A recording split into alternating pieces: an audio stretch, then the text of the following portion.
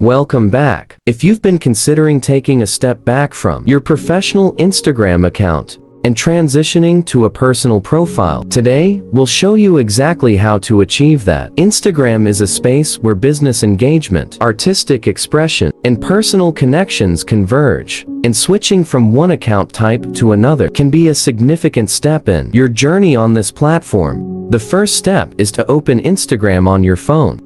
After that, click on the profile picture in the bottom right corner of the screen.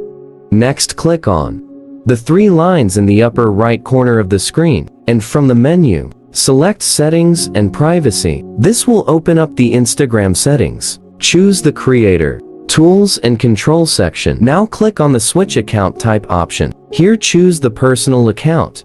And here it states that when I switch back, my insights will be turned off, and all insights from my content and promotions will be permanently removed. So keep that in mind. All data and insights you have with the professional account will be deleted, and you won't be able to recover that information. You won't have a professional dashboard anymore. So if you're certain about wanting to switch, simply tap on the switch to a personal account, and that's it. That's how you can easily remove the professional account on Instagram. And that's it for this video. If you have any questions, please leave them in the comments below.